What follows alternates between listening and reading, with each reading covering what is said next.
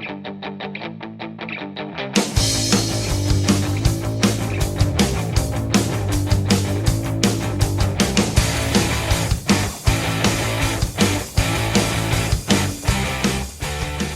listening to the December 4th, 2015 edition of the Cybercrime and Business Podcast, the weekly podcast that's focused exclusively on how the world of cybercrime is impacting business.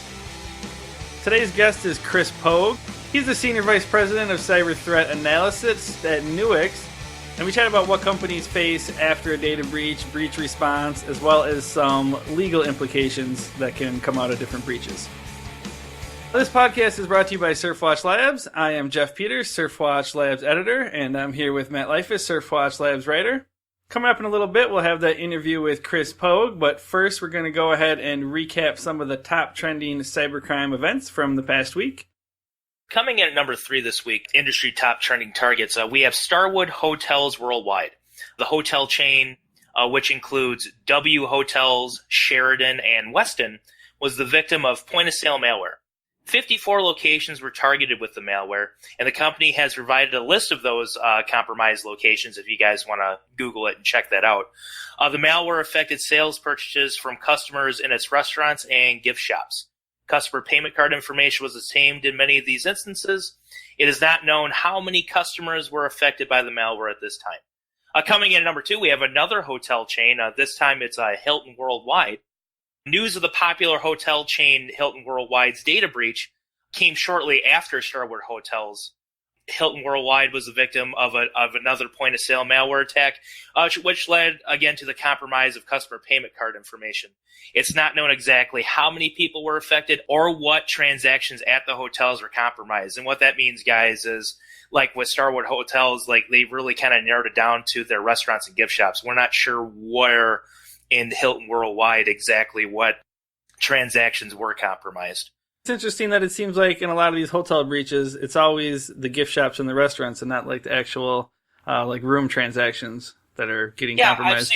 I've seen that too. I mean, it's almost it's kind of confusing to me, but I don't really know. I don't work at a hotel. So coming in at number 1, we have VTech. I'm sure everyone's heard about this, especially a lot of families and parents. I know I have children in my family that have VTech toys and things. During the Thanksgiving holiday weekend, the popular digital toy maker VTech suffered a data breach, leaking the personal details of millions. According to the Hong Kong-based company, their Learning Lodge database was breached on November 14th. Initial estimates said that around 5 million people, which included 200,000 children, were affected by the breach. However, that figure has dramatically increased, with new reports indicating that around 10 million individuals were affected and a shocking 6.4 million children had their information compromised as a result of this breach. Those are the top trending industry targets from the week. To kick off our first discussion, there was a big breach at the Australian Bureau of Meteorology. The Australian broadcasting company reported on Wednesday that officials are saying of the breach that it was massive. One source from ABC has actually gone on and said that this breach could take years and cost hundreds of millions of dollars to fix. The Australian Bureau of Meteorology, they're responsible for collecting weather data, forecasting, and distributing information to other government agencies. It also owns one of Australia's largest supercomputers and works closely with the Australian Department of Defence, or DoD, through a linked network. People are linking this attack with China, of all people. We talk about China quite a bit on this podcast. And according to a briefing, there is a, quote, a high degree of confidence that the attack came from China. At this point, Jeff, I saw the story. I wrote up a snippet about it on Surfwatch Labs. Not a lot of additional information on this attack at this point. Have you seen anything? Yeah, just this morning, I saw an article from ABC, the Australian broadcasting company. It was actually like a video, but they had a transcript of it. They just kind of elaborate a little bit on it. There was a classified briefing that was prepared for the government, and they described the attack as, quote, intrusive and pervasive. And now this is what I thought was interesting. I had to read this twice because it says, and they recommended that the bureaus replace all of its information technology system. All. Everything. So then ABC's political editor, Chris Ullman, the host asked him about the extent of the damage, and he said that it covers the entire system, the entire information technology system at the Bureau of Meteorology, which is why the recommendation was that the only way to fix it would be to completely replace it. So I think that's when they're talking about years and hundreds of millions of dollars, where they're getting that figure from. He went on to say that what this brief was telling the government was that real-time meteorological, I can't even say that word. We'll just go with it. Meteorological. Thank you, Matt. Meteorological. Yeah. Is that it? Yeah, that's it. Anyways, that real-time information is critical to the deployment of defense assets, and that a close analysis of the information being passed backwards and forwards between the Department of Defense and the Bureau of Meteorology would allow a foreign intelligence agency to pinpoint where the defense assets were operating. So I think that was a little bit of speculation on what, why would China want to attack, basically a weather department. I also saw another article. I was just researching a little bit before we hopped on the podcast, Matt, and I saw Peter Jennings. He's the executive director for the Australian Strategic Policy Institute. He said, kind of along the same lines, that assuming it was China, whoever it was, that they're looking for the weakest link, and so if you get into an agency which may have a level of security clearance, but perhaps not as high as central parts of the national security community, maybe there's a weakness there that they can exploit, which will enable them to move on to other more highly valued targets. And in the interview coming up, we chatted just briefly about this, and that's kind of similar to what he said. It could just be used as a stepping stone or something along those lines. Yeah, well, it'll be interesting to see if China actually is involved in the attack, because I think at some times it's easy to just say, oh, it was China. Yeah, and China, of course, they denied it. But yeah, it's so easy to say it was China. Well, was it the Chinese? Even if it was China, was it the Chinese government? Was it a cyber criminal group? Was it a lone actor? Was it someone just pretending they were China, with their IP address? So they say they have a high degree of confidence, but who knows? Yeah, it very well could have been. It's kind of like in recent news, like at the Office of Personal Management breach. Apparently, the Chinese government has come out and said, we've arrested the people that were behind the attack. So that attack, it sounded like actually did come from China. This is unrelated, guys. I'm just making a point. So, I mean, obviously, like an attack like that still did come from China. It's just, it's like you said, where in China, like who was involved in it, you just don't know. Yeah, and that's interesting they came out with that just because the past couple of weeks we've been talking about how there's supposed to be this increased cooperation now following these talks, and maybe that's them kind of trying to follow through on that promise. Yeah, we'll wait and see on that. Moving on to some of the advisories for the week, we're going to kick it off with a DiResa Trojan update. Researchers at the Center for Strategic and International Studies discovered the DiResa banking malware back in the spring of 2014. It has been used to target major banks in the past, such as Bank of America and Citibank. It appears that this banking malware is evolving. According to Heimdall Security, the malware can now collect banking data from the Microsoft Edge web browser and includes support for Windows 10. This means Microsoft platform users can potentially be enlisted into a botnet. So enjoy your Microsoft. Have you updated to Microsoft Windows 10, Jeff? That's funny you asked that, because just this morning I keep getting these harassing messages telling me to update to Windows 10, and they don't even have a yes or no option. It's like, yes, you're going to update, or no, I'm going to update later. Yeah, right. Yeah, I've had those the last 2 days. So yeah, it just keeps popping up. It's like, go away. Another advisory that I saw, it had to do with terror alert spam. Obviously, everyone's talking about terrorist attacks and things like that. And as always, these spammers play off that. So now people from around the world have reported that they're receiving these terror alert emails. The emails attempt to scare people into clicking malicious attachments. The actors behind this phishing attempt have created a very well-written and valid-looking email using the credentials of local police and government agencies to make it appear legit.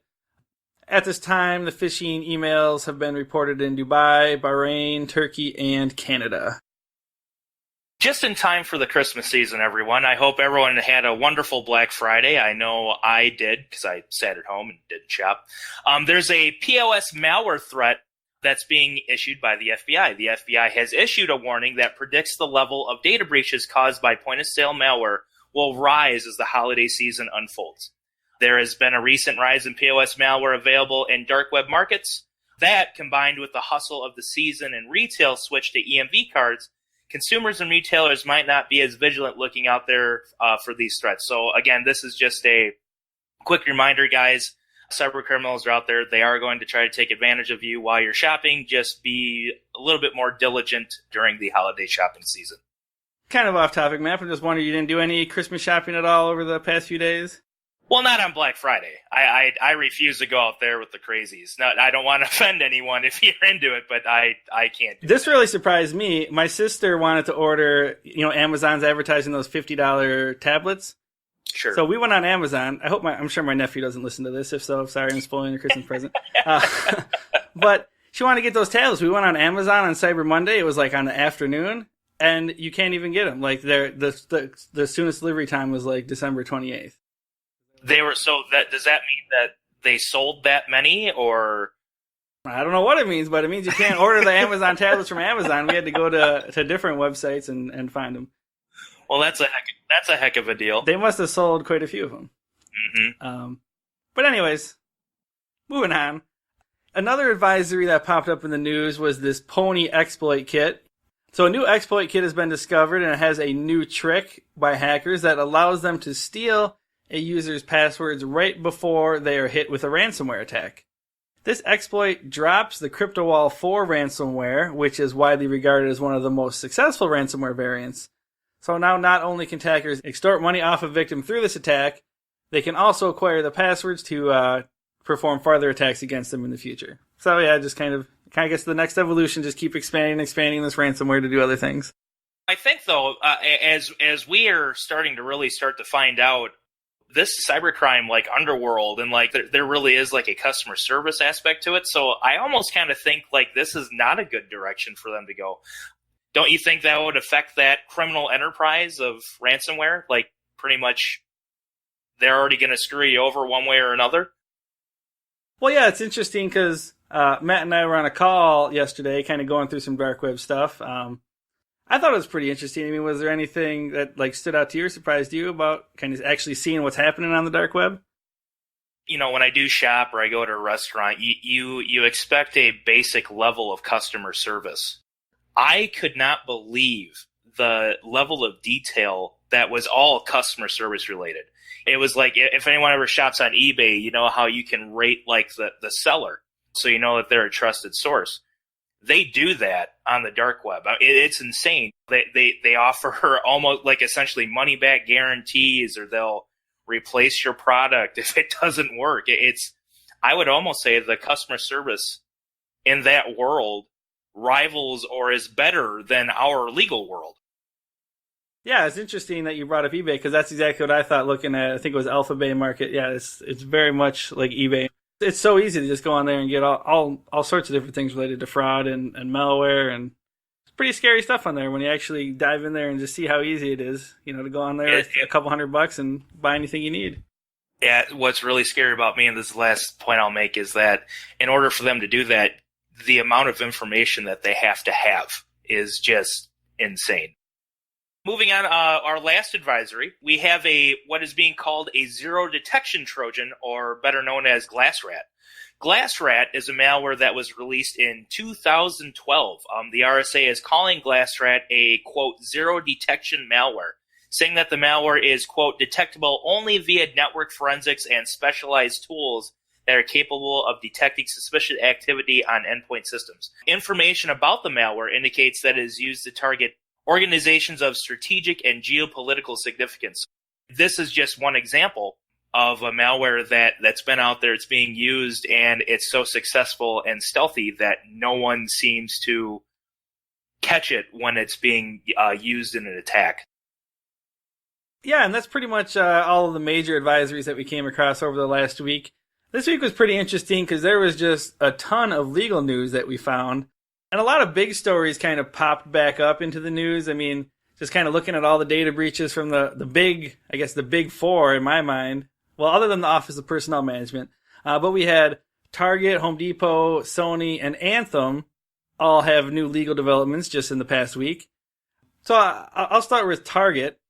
The latest development for Target is that the company has agreed to pay $39.4 million to settle claims with banks and credit unions due to their data breach. The settlement, which was announced on Wednesday, calls for Target to pay as much as around $20 million to banks and credit unions and around $19 million to reimburse MasterCard issuers. Now, Target reached a similar accord with MasterCard in April, but it was rejected because the card issuers deemed the sum too low. So according to Reuters, they reported that this latest settlement covers all of the financial institutions that issued payment cards put at risk by the breach and which did not previously release their claims against Target. Because I think some of the banks and stuff had agreed to a previous settlement. And then just kind of to sum up what's happened with Target, last week Target said that they had spent $290 million related to the breach, and they expected the insurers to reimburse about $90 million. But it does still face shareholder lawsuits as well as probes by the FTC and state attorneys general over their breach.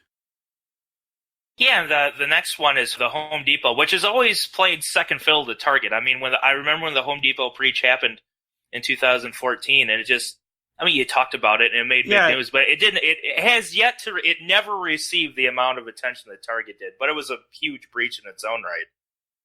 A contingent settlement was reached between the Home Depot and MasterCard following the home improvement store's 2014 data breach. The potential deal was disclosed on November 30th in an Atlanta court. The banks involved in the suit are currently reaching their members to see if they want to participate in the settlement. And what that means is there has to be a tentative agreement with the class members in this settlement for it to actually go through. However, there's been some complications with this. Attorneys of the financial institutions are unhappy with the, quote, misleading and coercive messages from Home Depot about the settlement. They were quoted as saying, quote, most tellingly, Home Depot began sending the communications hours before the Thanksgiving holiday, when class counsel and putative class members would be otherwise occupied, requiring putative class members to take action as soon as December 2nd, 2 days hence, without providing even the most basic information regarding settlement terms. And again, this was a statement from the attorneys of the financial institutions. And what this appears to mean and what's going on here, I don't know if Home Depot is trying to pull a fast one, but it appears that class members who do not participate in this settlement will receive nothing. So, we'll hear more about this, I'm sure, but it kind of sounds like the Home Depot is being a little bit shady in how they're going about this. And I guess if you're talking about spending hundreds of millions of dollars, I guess, I don't know. I'm not a big business. So just to recap on the Home Depot breach, Home Depot has reported that this breach has cost the company $252 million, and it's expected that their insurance will pick up about $100 million of that cost.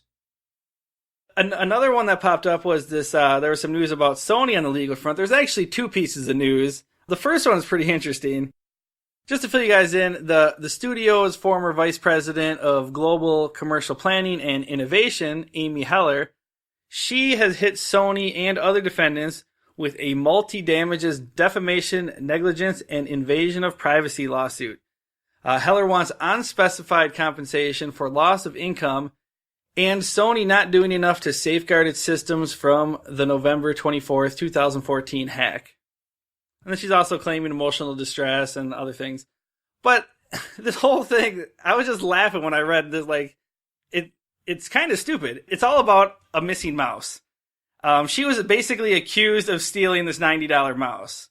And so within all these leaked Sony documents, it's my understanding at least, that basically they were accusing her and now all this stuff is out there, basically saying that she's a thief. So all because of this $90 mouse, she's filing this lawsuit.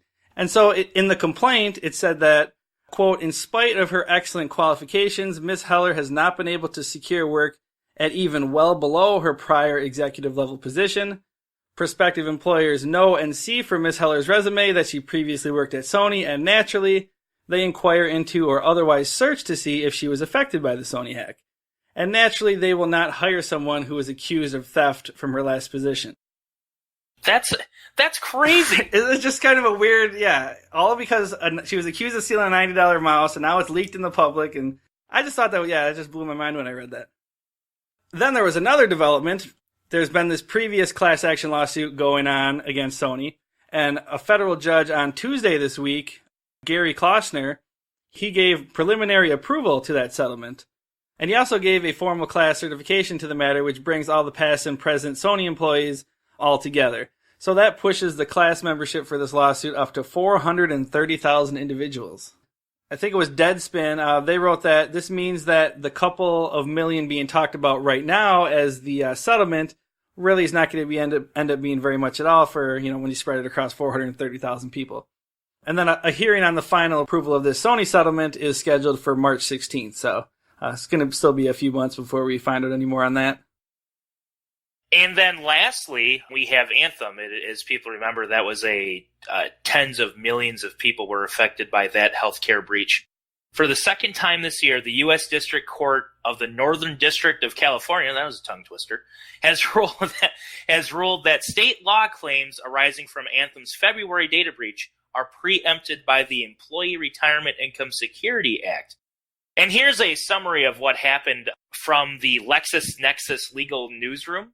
Quote, the plaintiffs in a putative class action over a breach of Anthem Incorporated's database, which was consolidated with many similar cases, saw their motion to remand to New York State Court denied November 24th by a California federal judge who found that the plaintiff's state law claims were preempted by the Employee Retirement Income Security Act, or ERISA, thus requiring federal jurisdiction.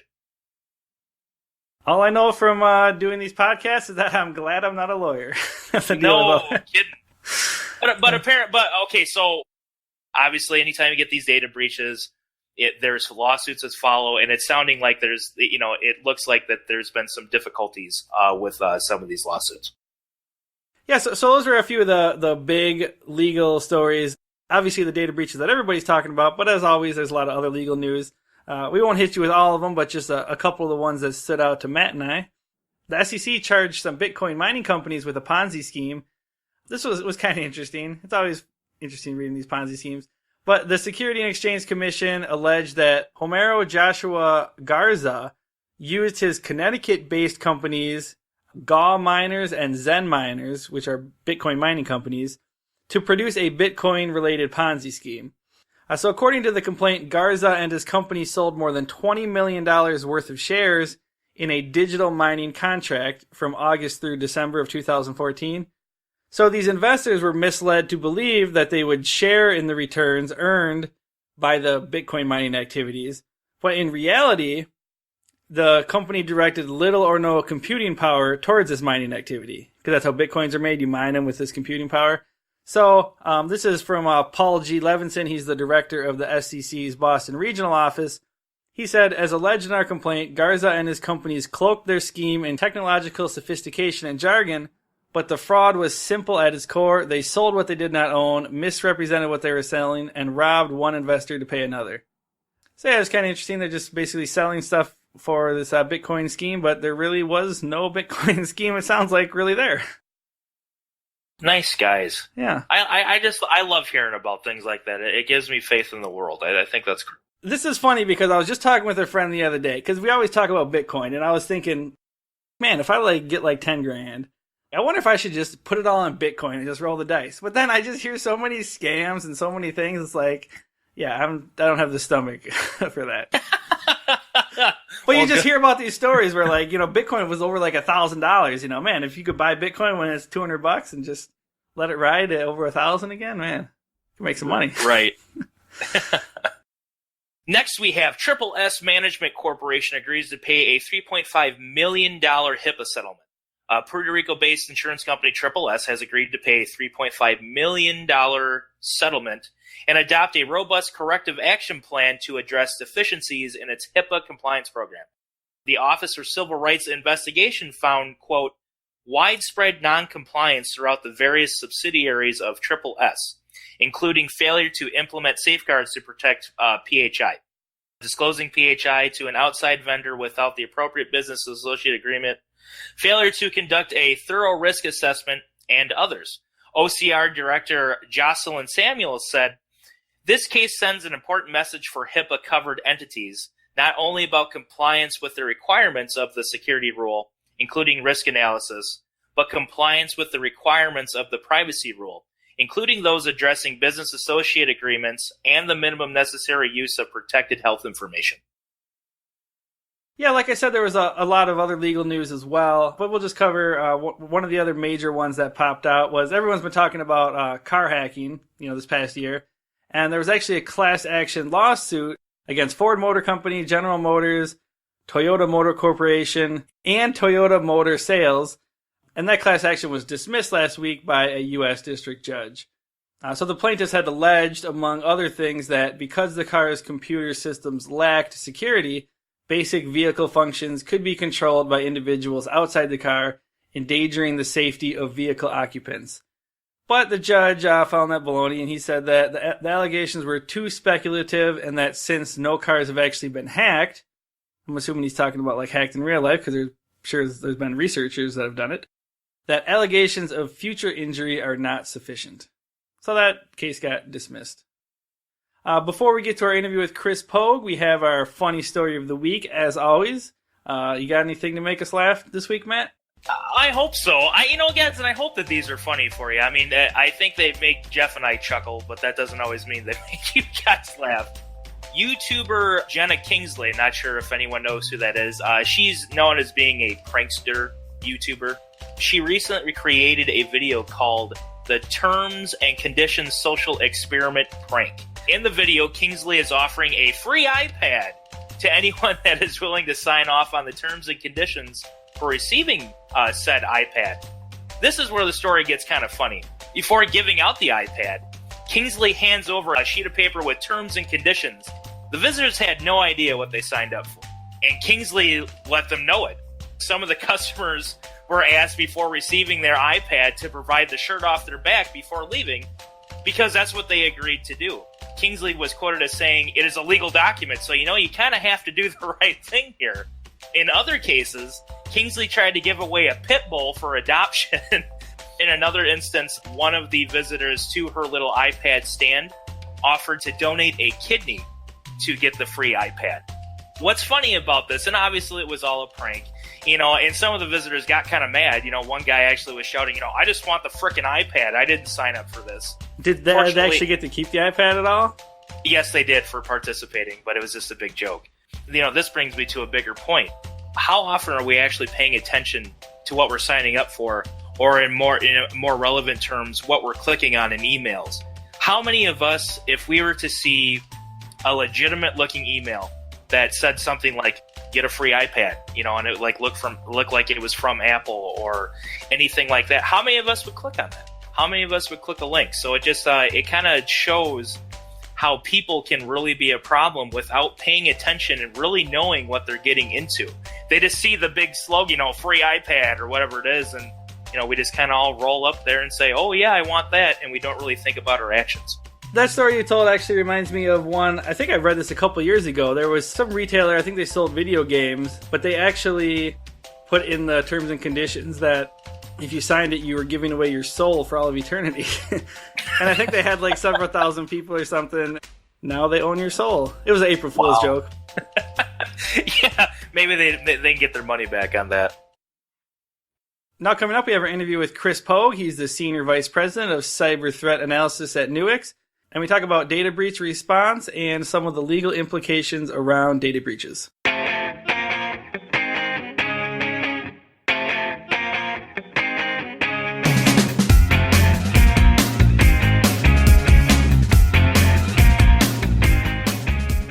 Yeah, so I guess on this podcast we've talked a lot about data breaches and a lot about the legal ramifications that follow, but we haven't really talked a lot about what happens in between, essentially, what businesses need to do immediately after a breach. So I was reading your blogs earlier today on the Nuix website, and you wrote that a breach is the start of the trouble, it's not the end. So I thought that was kind of an interesting perspective. Just wondering if you could maybe elaborate on that a little bit. Yeah, absolutely. So, especially with recent decisions by, specifically by the Seventh Circuit and the Third Circuit courts, one of them has effectively shown that a data breach now satisfies Article 3, which is, so first of all, I'm not an attorney, right? I don't play one on TV, but I do a lot of research in the space because of, just because of the nature of what we do. So that being the caveat moving forward. So basically Article 3 states that you have to have a nexus between damages and the accused having caused those damages. And then, subsequently that a favorable decision will somehow satisfy those damages. And so Article 3 is now satisfied because of a data breach which has overturned a Supreme Court decision, I think from 2013, called Clapper versus Amnesty International, which said that the presupposition of future damages does not satisfy Article 3. So recently Judge Diane Woods said that people should not have to wait until attackers steal their personally identifiable information or credit card numbers and then subsequently use those fraudulently to satisfy Article 3. So that's a change. And then with the Wyndham versus, I'm going to say this wrong, but I think it's pronounced Regimas, Regimas, which basically states that the decision was upheld that the Federal Trade Commission has the authority to launch inquiries after a breach has taken place. So they kind of get the pin on the tin star and they have the court's approval. So all of that being said, why I believe that it's the start of the problems and not the end is there's this multitude of legal stuff, for lack of a better technical term, that is going to happen post-breach, right? You can pretty much assume now that you've got some sort of post-breach litigation that's going to be launched against you, whether it's from a specific plaintiff, whether it's a class action. You sort of have to anticipate it, right? And that's, in legal terms, that's called anticipation of litigation. So that means you have to kind of follow the rules of evidence retention like Enron, where you have to expect things to happen. You have to expect, opposing counsel or a government agency to ask you for your incident response plan. You have to expect them subsequently to have questions about your incident response plan. Was it followed? Was it not followed? If it was followed, why did you miss these things? And if it wasn't followed, why didn't you follow your plan? And so it has to be written in language that can be understood by a wider audience than specifically just technical, because then questions will arise. Well, why is this incident response plan so overly complicated that no one could possibly understand it and read it and follow it? So kind of looking through that lens as you write your IRP. And in addition, what we've seen is the same sort of request for pen test reports. Right? Did you conduct a pen test recently? Let me see that. What were the findings? And if the findings on the pen test report have not been remediated and the breach is somehow related to the vulnerabilities associated with that pen test report, Lucy, you got some explaining to do. Why? Why didn't you fix these things? And so it's a really precarious position, and an organization shouldn't be blindsided by that, right? They need to understand there's going to be these legal hurdles that they're going to have to jump. And so at least if they understand that ahead of time, they can start to make these preparations. They can retain outside counsel who are experts in this area, and they can build what we call a defensible position of reasonableness. It's sort of this elusive standard that the FTC, SEC, and FCC are sort of bringing to the table, in that compliance to whatever GRC regime you're beholden to isn't enough, right? That's not reasonable. What else are you doing? What does your training program look like? What does your employee education program look like? Are you training your executives? Do you have spear phishing attacks? Are you doing mock exercises? Are you doing regular pen testing as opposed to just once a year? Right? All of these things are going to come into play when the question comes about, were you behaving in a reasonable fashion? And so all of that, sort of encapsulates my understanding of why I believe that, when you get breached, hey man, that's the start of all the bad news, right? You really need to focus on what all those potentials are and how they're going to impact your business. And I mean, stuff I haven't even mentioned just because we don't have an unlimited amount of time, but that's a good high level overview. Yeah, I wanted to get your thoughts because you were mentioning some of the different things that businesses need to do to qualify for taking reasonable steps. And it seems like, to me, at least, I'm not a lawyer or anything, but it seems like the language is so vague. We got, the FTC kind of saying, some things talking about reasonable steps, and then you have the FCC and you got the HHS handing down fines, and, it just seems like there's not a lot of concrete steps. it seems a little confusing, possibly. I don't know if you agree with that. I do, and in fact, it's a lot confusing because it's reasonable according to whom, right? So in that regard, it's kind of Wild Westy, right? Where and it's going to become the battle of the experts. What's reasonable to me may not be reasonable to you, and it may not be reasonable to the opposing expert, and it may not be reasonable to opposing counsel or to the government agency that's launching the inquiry. It really does speak to the importance of changing the paradigm that incident response is an IT issue. It's not an IT issue anymore. It's a business issue that has a much broader reach and a much broader impact on an organization than just IT, right? I mean, I've been doing this 17 years, and I can remember when I was on the incident response team, when I worked, at former places of employment, and then working with IR teams as an investigator, right? Everyone was just like, that's IT, and they report to the CISO or they report to the CIO, and that's just we don't have to worry about that.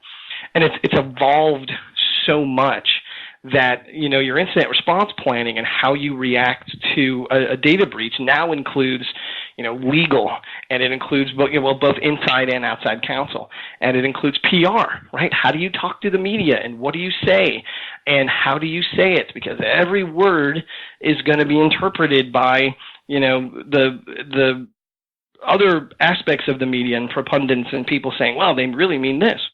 How do you communicate with the executive team? How do you communicate with the board of directors?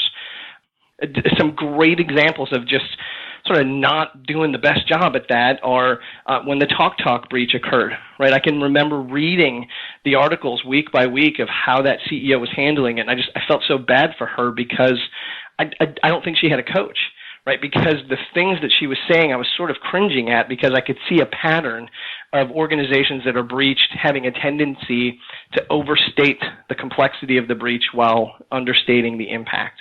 And it was just sort of following this script that that we've watched play out over and over. And I thought, I wish we could be advising her and saying, look, don't put yourself in a position where you have to walk something back, because it doesn't instill confidence. It does the exact opposite, right? It knocks customer confidence down. And then there's other aspects, like there's customer contracts. There's 47 different breach disclosure notification laws, 4 in the U.S. colonies, 14 attorneys general, that all have different expectations.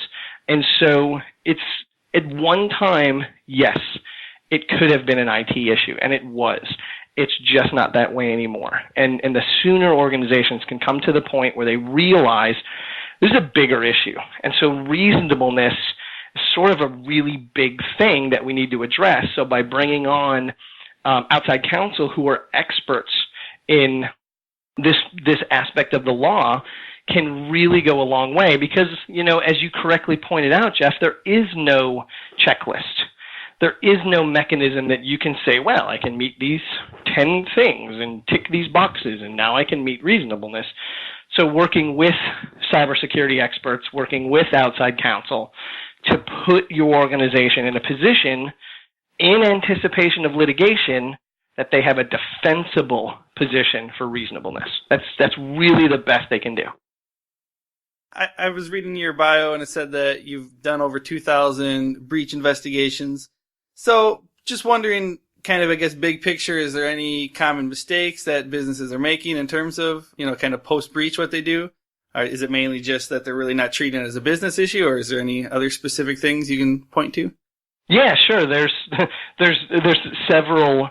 You pull back out of the weeds of the wither twos and Y4s, and you can look over all of these breaches and say, well, what are the commonalities, right? So number one, and this isn't unique to data breaches. This is crime in general. Victims share this one aspect in common, right? And they all think it would never happen to them. There's this naivete that bad things happen to other people. Data breaches don't happen in, this country. They don't happen in this vertical. And the truth is that's simply not the case. I've seen data breaches in nonprofits and children's hospitals. I've seen them in Christian ministries and Muslim ministries. I've seen them in, every corner of the globe, in every possible business vertical, and no one is immune. And it simply doesn't matter, what you do, what you stand for. If you've got something worth taking, there's somebody who wants to take it. And so that's kind of the first one that I've seen. Then and the second one is the cause of the breaches is usually poor IT hygiene. And I can only speak to the ones that I've been part of. I've either worked or oversaw, that kind of decent number. And it's basics. It's the blocking and tackling of passwords and proper network segmentation and using encryption properly and, doing kind of these basics that an organization should be doing. They're not uber ninja hackers. They're not exploiting previously unknown zero-day vulnerabilities that they wrote on the fly. Yeah, there's cases like that, and I don't know percentages, but not very many. The overwhelming majority is just basic IT hygiene, blocking and tackling. And then the third piece that I've seen is kind of a pattern as well, is just a lack of preparedness. Right? Most organizations aren't adequately prepared to react to a breach. Right? Even ones that have an incident response plan haven't really tested it. And if they have tested it, they've like whiteboarded it, or they've done some sort of really benign practice exercise. They haven't done it in any depth.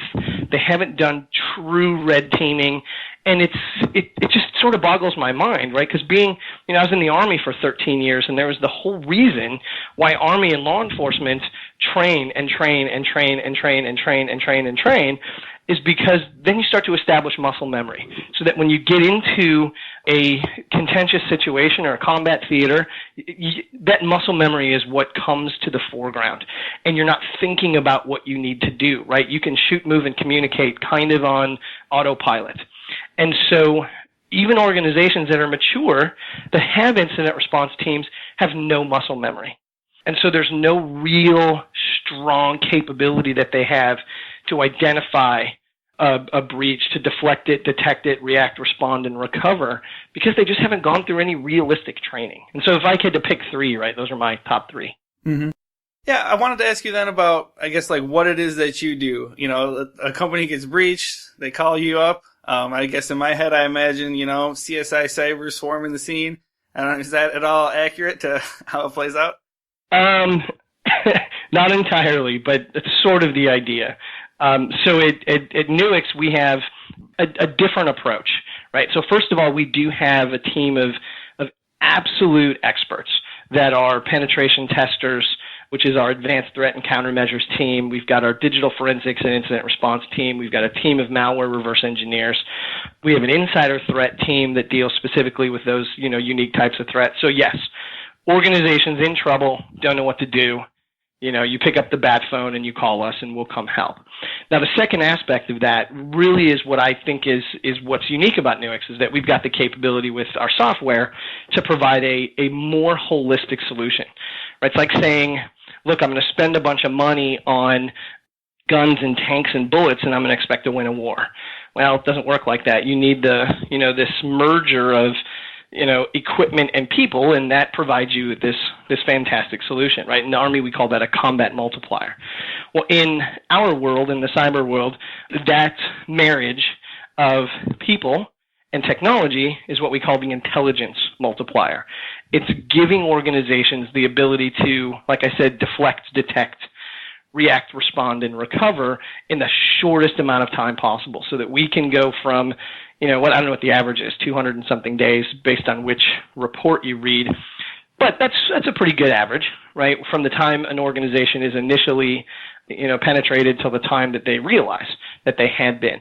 And so our job is to help shorten that window as much as humanly possible so that an organization can react faster and lessen or eliminate the impact that they have to their business. So things like loss of customer confidence, loss of market share, loss of stock valuation, loss of PII, potentials for lawsuits, anticipation of litigation, all that can be either minimized or eliminated. And that's, like I said, that's through this combination of people and technology.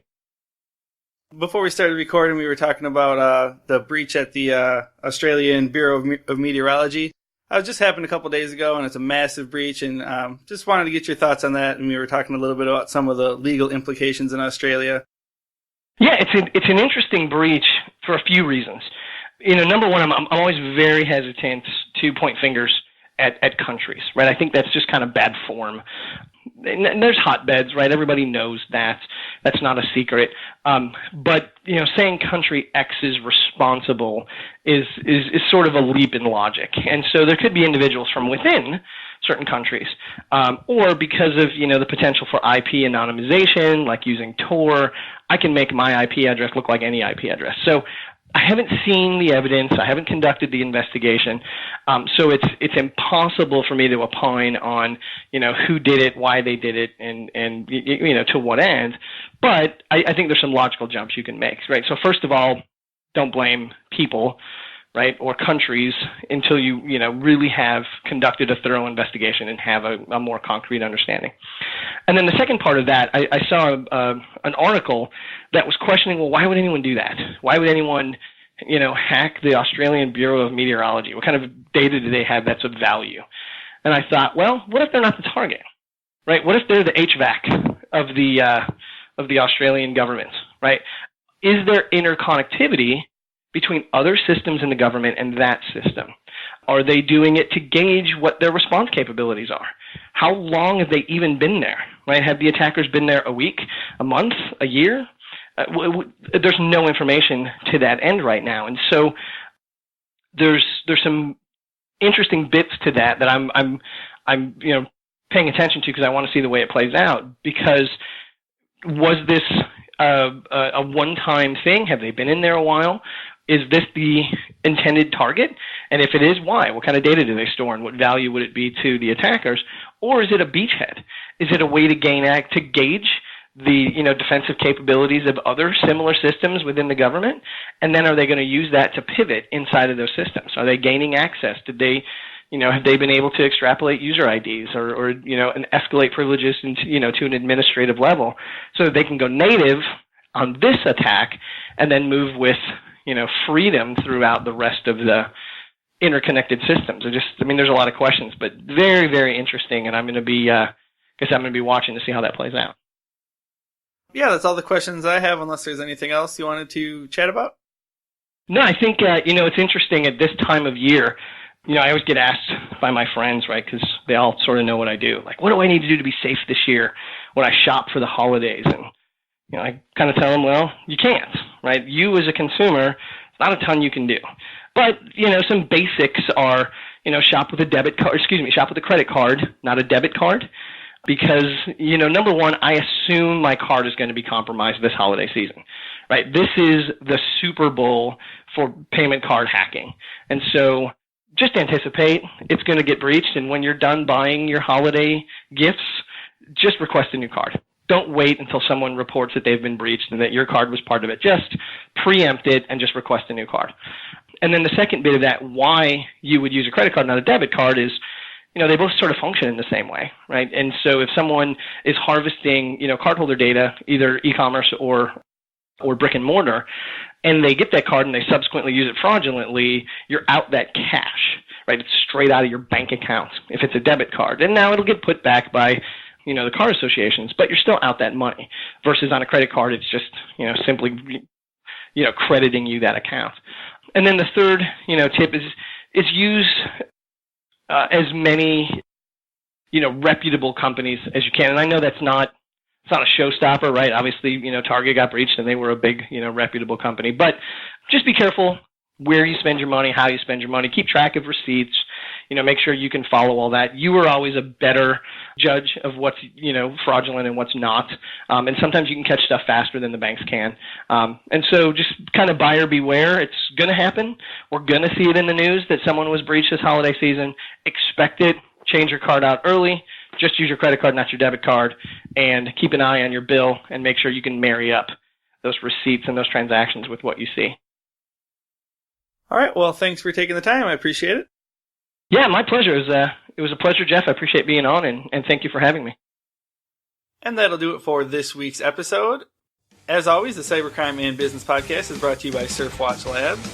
Surfwatch Labs delivers cyber risk intelligence solutions that help organizations understand the potential for cyber attacks, determine the impact to their business, and proactively address threats head on. If you enjoy this podcast, you can find more episodes and subscribe on iTunes, YouTube, and all the major podcasting sites. And for more information, check out surfwatchlabs.com.